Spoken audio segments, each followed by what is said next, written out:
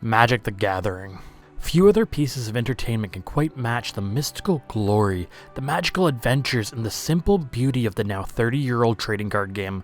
Throughout the entire world, many Magic the Gathering players get together to combat one another in fierce competition, battling with all manner of wizardry, spells, and otherworldly creatures with fantastical designs and abilities, and even more fantastical stories behind them. Each of us in our own ways experiencing and partaking in the countless worlds, stories, and adventures that its rich imaginative universe has created. From the dark horror-inspired plane of Innistrad, home to all manner of undead monstrosities, to the bustling city of Ravnica and its guilds which range from the fantastical to tyrannical, to the wide deserts, woodlands, and seas of Dominaria.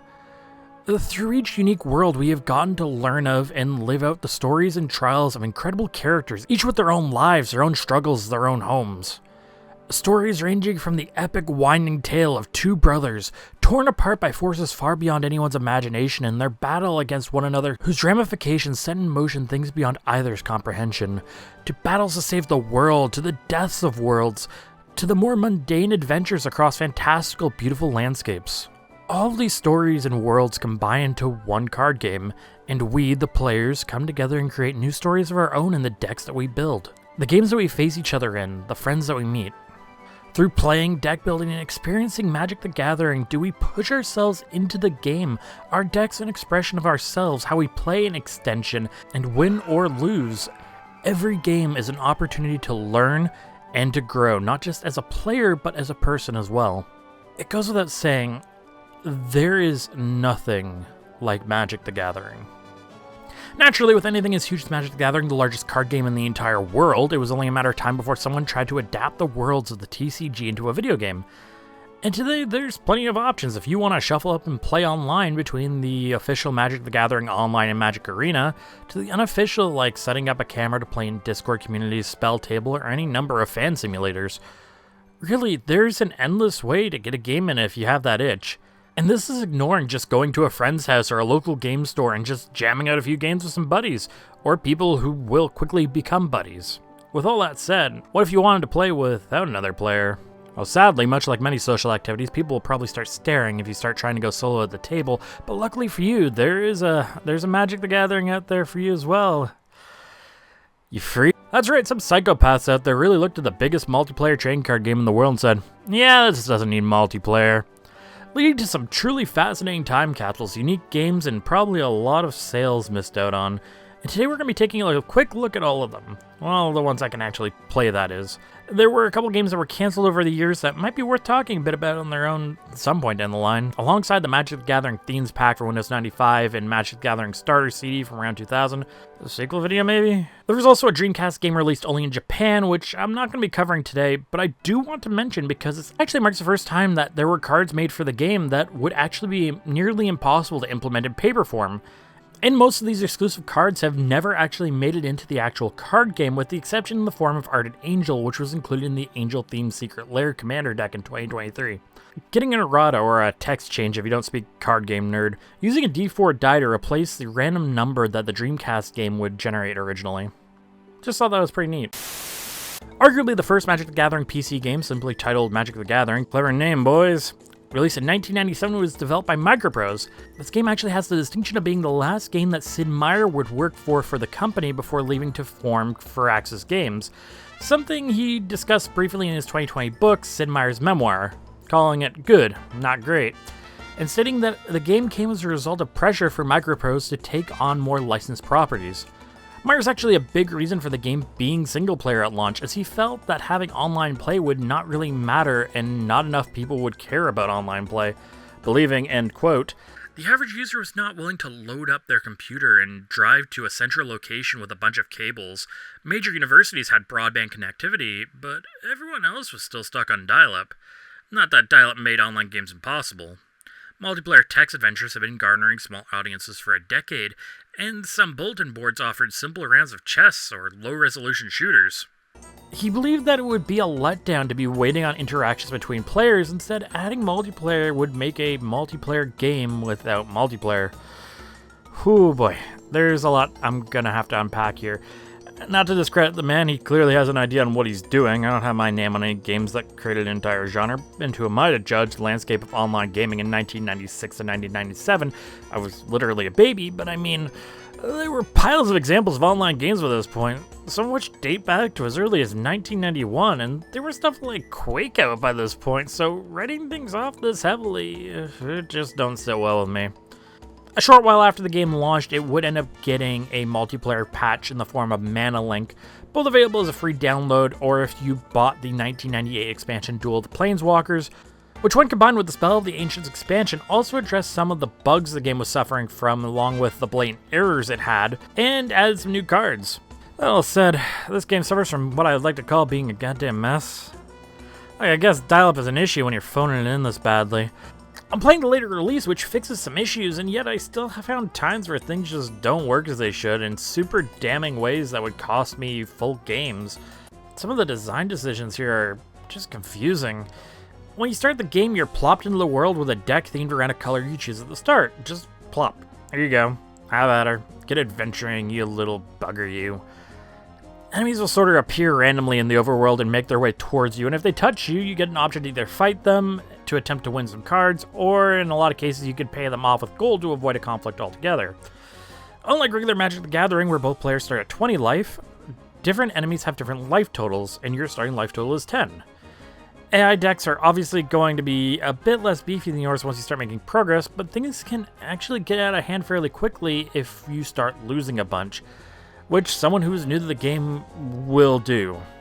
And it's going to happen a lot because nothing is really properly explained for a total newcomer here. And your starting decks have some, well, interesting choices to say the least. Also, unlike the real game, you're playing for ante here every single time, which is a bit of a confusing addition considering ante hadn't been a thing in the actual card game since 1994. If you're new to Magic going into this game, I can't imagine how utterly insane it would be to try and get a grasp for things in this active trial by fire. But let's say you know the rules of Magic already, you're relatively seasoned like me. I wouldn't say I'm like a tournament level player or anything, but I can hold my own at this point. I know how to gather some magics. Well, the problem here is this game is just broken. I'm not talking about like regular crash happy oops running this old game on Windows 10 kind of broken. I mean some cards just don't do what they're supposed to. Card abilities don't have legal targets programmed, AI ignores protection spells, if you tap your mana too fast the game can just not give you some of the mana, leading to situations where you can't cast a spell, but don't worry, you'll still get that mana burn and take damage for not using the mana the game didn't give you. I've heard accounts that in the original release of the game, you could tap opponents' lands down on their upkeep, which I'm definitely going to try on my next FNM to see what happens. I ran into really annoying situations where I would go to activate abilities on my creatures on the field only for a card to randomly get activated from my hand that I would never normally play in this situation. You can leave town only for a dragon to spawn right on your dumb head and he has 22 life and your ass is now grass. Dungeon hints are totally worthless early game as while they're how you get the real crazy shit. You gotta grind out the random overworld enemies and raid the shops to even have a chance of taking these dungeons on. In the game's defense, there are some tutorials available, however these tutorials, even in the later releases, have blatant errors that just get corrected in the readme file. It's really weird. They instead opt for these CDI level cutscenes and, wait a minute, this woman here is Rhea Seahorn, she played Kim Wexler in Better Call Saul. Based on development time, it's possible you could argue this was her first major acting role. The story is also a bit rough here. At the time of the game's release, the main home of Magic the Gathering to this point had been the Plane of Dominaria.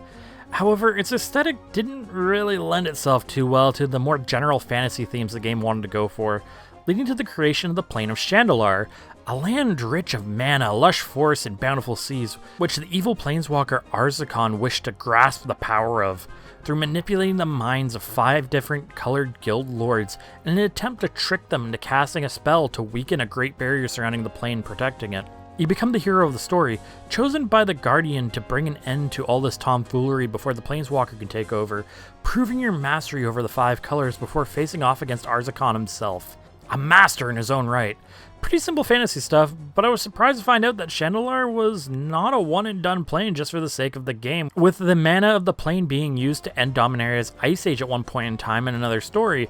Another planeswalker, Omnixilus, entered the plane at one point to steal a chain veil, which corrupted him and turned him into a demon. There's a subspecies of the monstrous creatures known as the Slivers living on Shandalar, headed by the Great Sliver Hive Lord. And most recently, in a multiversal invasion storyline, the evil Phyrexians, a violent, corrupting, mechanical hive mind of metal and flesh set on bending all things to their will and perverse glory, attempted to enter Shandalar only to have their metallic pieces ripped from their bodies by the abundant wildlife, and ancient ogres stopping any who remained, stirred on by a reawakened chain veil which Omnixilus had stolen all that time ago.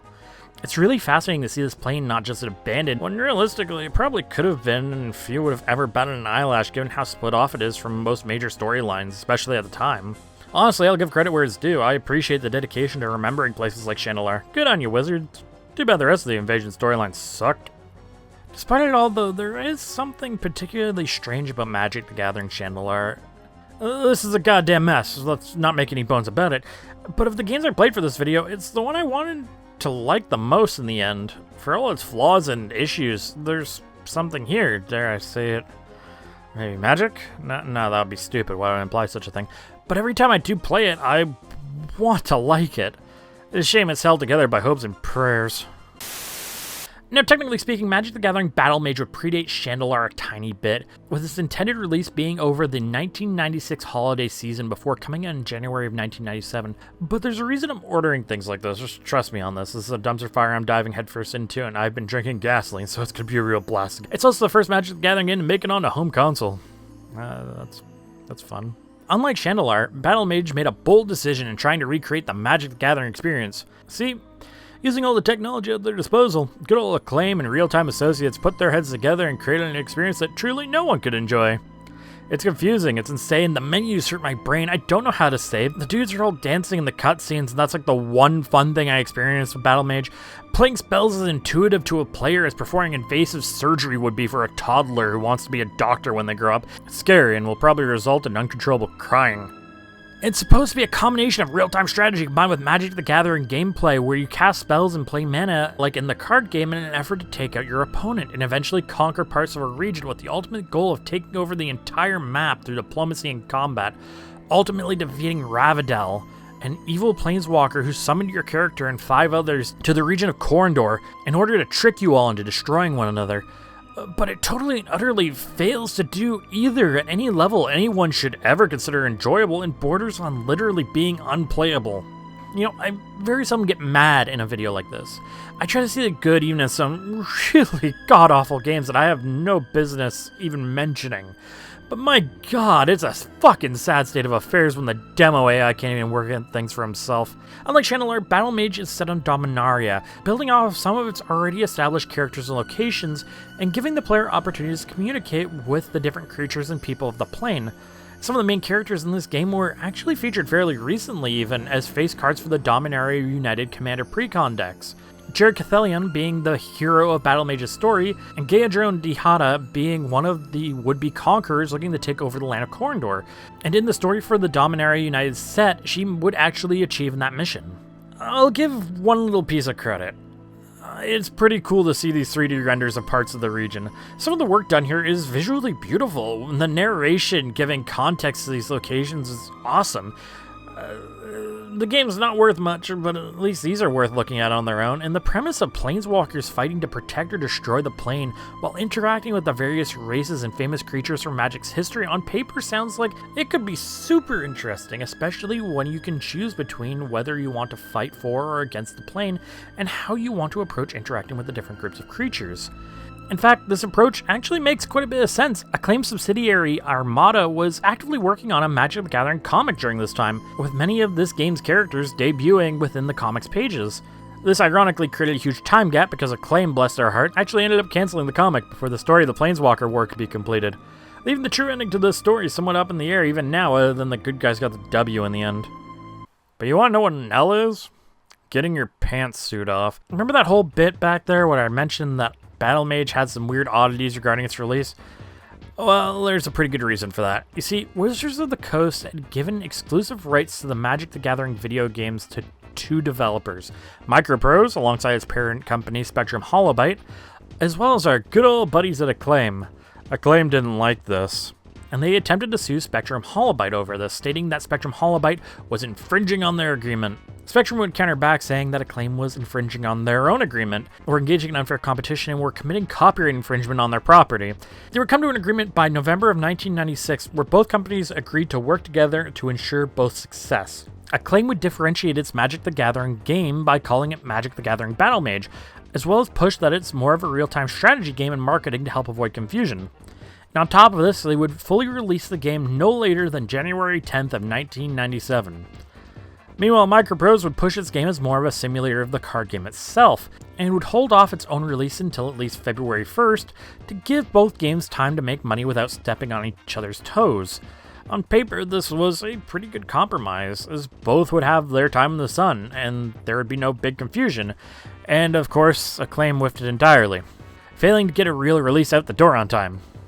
Spectrum Holobyte filed a suit for violating the settlement due to this, and naturally Acclaim tried to counterclaim Holobyte and in fact breached contract and claimed an abusive process in legalese, more or less saying Spectrum Holobyte had ulterior motives for their actions in the lawsuits. The latter claim was completely thrown out outright, because fucking what? And the other charges didn't really hold much ground either, as this was a situation where Acclaim had failed to meet their end of the settlement, not Spectrum Holobyte or Microprose. This whole thing's a mess and I hate it. Speaking of messes, now for a final stop on this little adventure, I'd like to take you to the distant land of 2003. And Magic the Gathering Battlegrounds on Xbox and PC. And much like Battlemage, Battlegrounds took a look at Magic's core gameplay as a card game and threw that all out the window to an extent, following a kind of amalgamated story combination of the previous two games. You have to battle to gather spells across all 5 colors to ultimately defeat a big bad and save the world. This time around, while there are creatures and characters from the stories of Magic the Gathering, they're more used to fit into a new world entirely. The story doesn't have any real bearing on anything else. We're not getting a Miura precon anytime soon or a kind of special guest. Look, I don't like this game. I know some people do. Some consider it a cult classic, but oh man, I can't see it. Also, Mishra's here. He's just here. He's just fucking here. In Battlegrounds, you have a deck and mana similar to the trading card game, except as you play on a battlefield, you increase your mana by collecting orbs that spawn over the course of a battle against your opponent, and refill that mana over time by picking up shards from defeated creatures.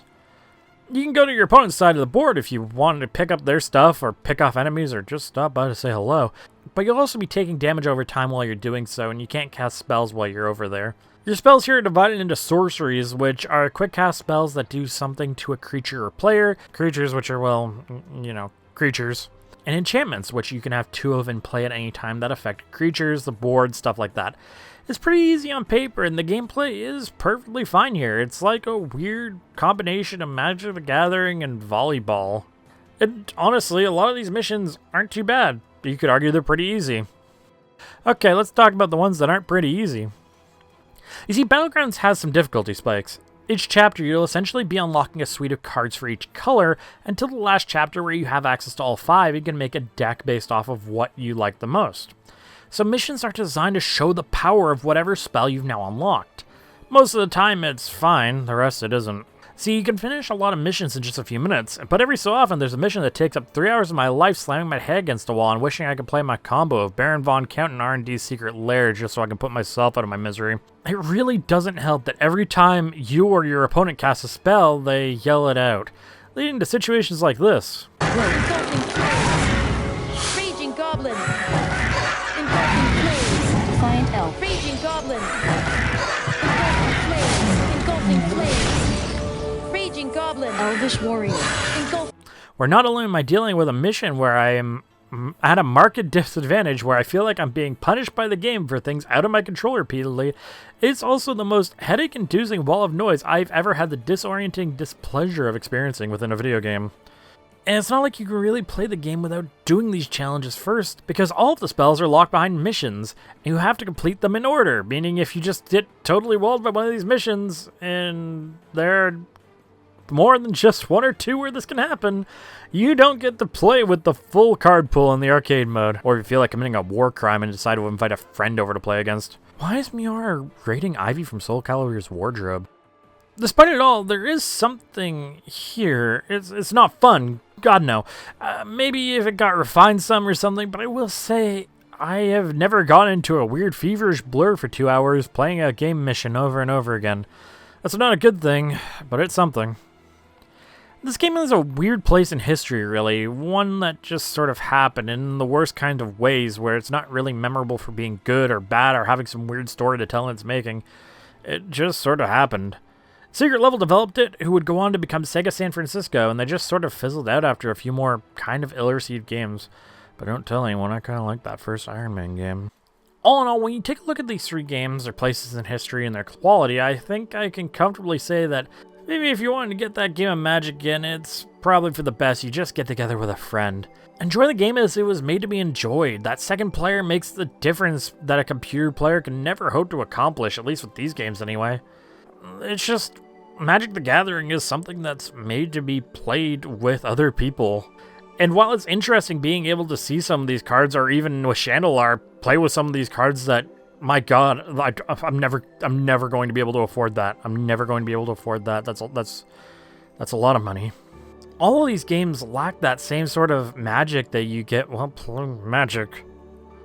Of the 3, I might give Shandalar another shot down the road. I kind of want to like that game, and I kind of like having access to dual lands. The others can go and go for me. Forever, hopefully. I don't want to play these again. But hey, if you like them, that's your call, man. I can't stop you. And I like tons of bad things, so whatever floats your boat. Besides, when you really think about it, all these games either had multiplayer or got it at some point, so my entire point about these being single-player games is moot. And I don't even have a fun way to end this video. So instead I'm just going to do this really super giant cut to the end cards mid-set.